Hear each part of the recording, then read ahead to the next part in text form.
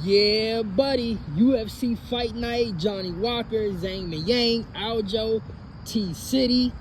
Welcome to the preview show, baby. But hey, it's your boy DHP, the realest and baddest MMA podcast in the world. And before we get to the analysis, I gotta tell y'all niggas something. So, obviously, I said this in videos prior.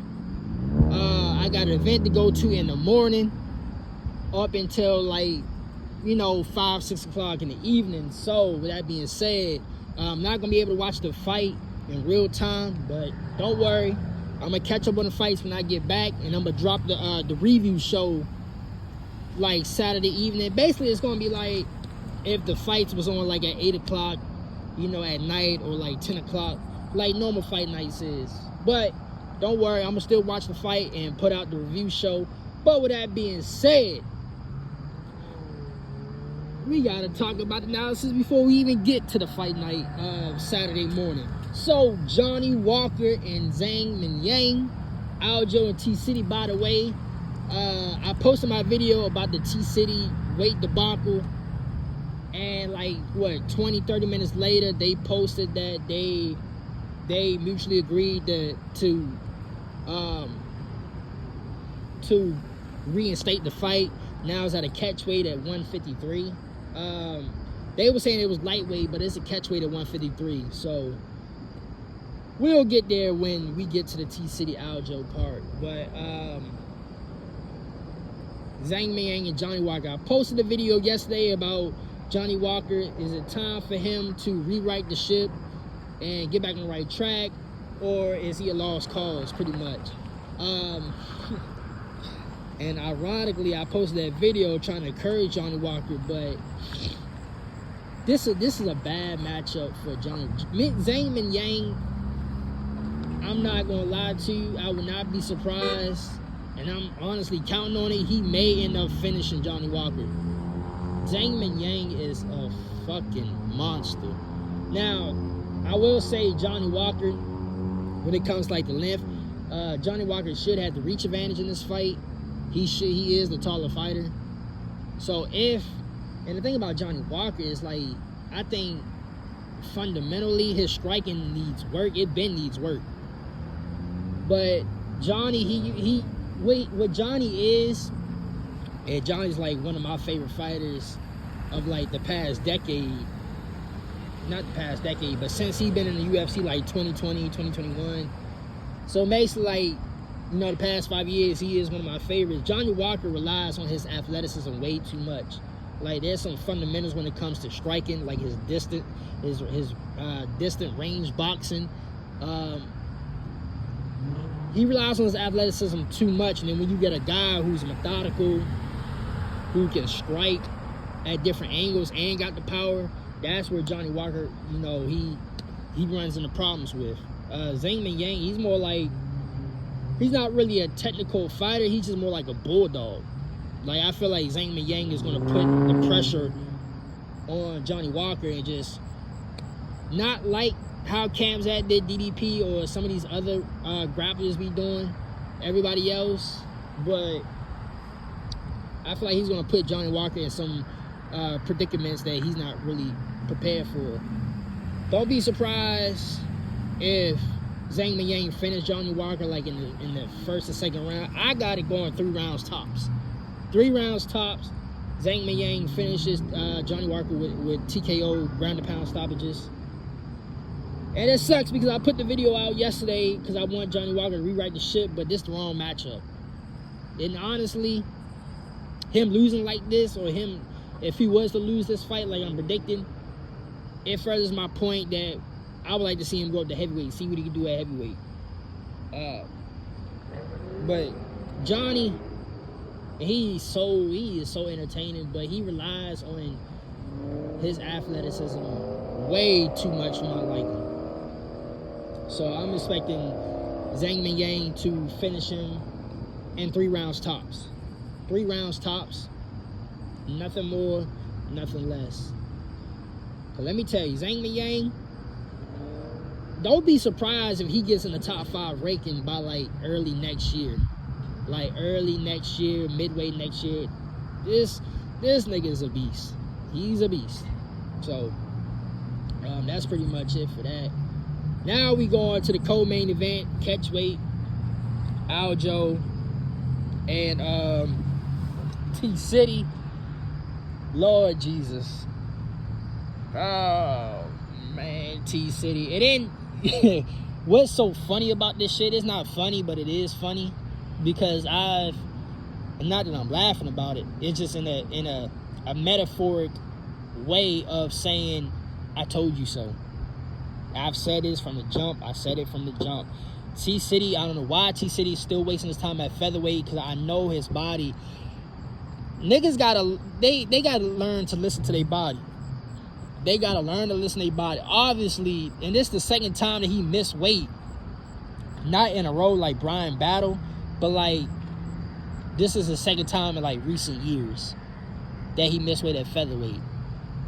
So he got to go up to lightweight. He has to go up to. There's no other way around it. Listen to your body, go up to lightweight. With that being said, I said it in the video yesterday. I do have Aljo winning, just because now jiu-jitsu for jiu-jitsu, Brazilian jiu-jitsu for Brazilian jiu-jitsu, it kind of cancel each other out. So I feel like any point in time, if the fight gets to the ground, if Aljo got top game, Aljo is going to be the more dominant fighter. If T-City, he gets the fight to the ground and he gets top ground, he's going to be the dominant fighter. So when it comes to the ground game, they're pretty much equal. So that cancel out. Striking wise, Aljo is the better striker than T-City. He's the better striker when it comes to just technical boxing and kickboxing. And then when it comes to weird, funky, coming at you different angles type boxing. But with that, all that in mind, I was looking at T-City walking across the stage, when they doing a little face-off, whatever. This nigga T-City looked like a damn zombie. Like, if y'all ever played, the video game players out there, y'all ever played Call of Duty Zombies? And you got before you get to the extreme daywalkers, when you get later in the rounds and the zombies become faster and start running at you. The early round zombies, like round 1, round 2 zombies, they come at you slow pace, they walking, they limping. That's how T-City was going across that stage. Like, even this nigga, them keeping where he was at, he did not look good at all. Like, apparently, and I read into the situation a little bit more, apparently he missed weight tremendously to the point where it was legit like lightweight. It's like, I think I read somewhere that he was like 7 or 8 pounds off. That's how they got to 153. That's I won't even say that T-City is unprofessional like Brian Battle. I'm gonna go ahead and say that, I'm gonna give T-City the benefit of the doubt, because T-City don't strike me as a nigga that's not gonna put in the effort and work to cut weight. I think there's something going on with T-City's body where his body just completely shut down. It's either that or an injury that he's disclosing. Because usually I had this speech, I don't know if I said it. I think I said it on the Brian Battle video. I think I did. Sometimes you do have cases where a lot of niggas miss weight based on if they had illness or they had an injury that completely stopped their process. T-City, there's something going on with his body. There is no way somebody of the caliber like T-City, especially him knowing the implications of this fight, because if, like I said in his perspective video I made 2 days ago, if he was to beat Aljo, he could get himself back in title relevancy. Now, whether or not he actually, wins those matchups, or whether or not he wins against Aljo, he could get himself back in that whole conversation with the win against Aljo. So, him knowing what's on the line, if he was to win, it boggles. I don't think that he would jeopardize that by doing some shit like that. So I think it's something going with him and his body, where his body completely shut down and it said no mas. With that being said, this right here is a telltale sign. That's a sign from God, nigga, that you need to stop worrying about featherweight and just go up to lightweight. Just go up to lightweight, because stylistically, you already will be a top 10 fighter, stylistically. Just the style that you have, the striking that you have, why not? You know what I mean? But Aljo, he's gonna win this fight. And it not be just because T-City looked like a damn zombie at the weigh-ins. Because we seen other people look at zombies at the weigh-ins and they, you know, they still ended up whooping ass on fight night, i.e. Conor McGregor. We all know, we all seen Conor McGregor featherweight picks at the weigh-ins. That boy looked like a damn skeleton, but he still went out there and whooped everybody's ass. So it's not just that. I just stylistically, Aljo, he got T-City beat. Like, I don't think T-City can really strike with him. And Aljo, he know how to use his range to his advantage. And he got better cardio. He has better cardio than T-City. So that alone, and it's crazy. And Aljo, his cardio is kind of like meh. It's not good. It's not bad. It's kind of meh. But compared to T-City, he got better cardio than T-City.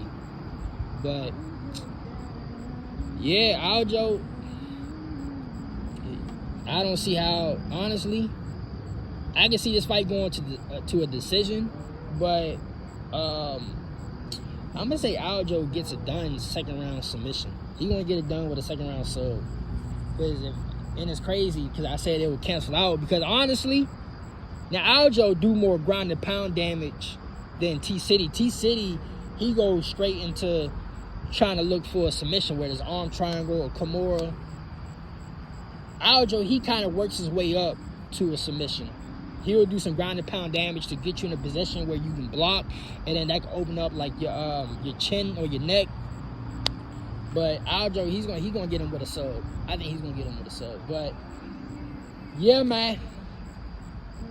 So we got 319 out the way. So from here on out to like October the 4th, which is 320, is all fight nights across the board.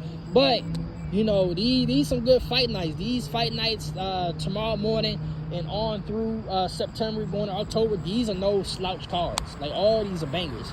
So yeah, man, that's my official preview show. Until the review show Saturday night, like I said, I won't be able to watch the fight in real time, so I'm gonna just have to catch up once I get back to the crib. But until my review show Saturday night, I'll let y'all niggas later, man.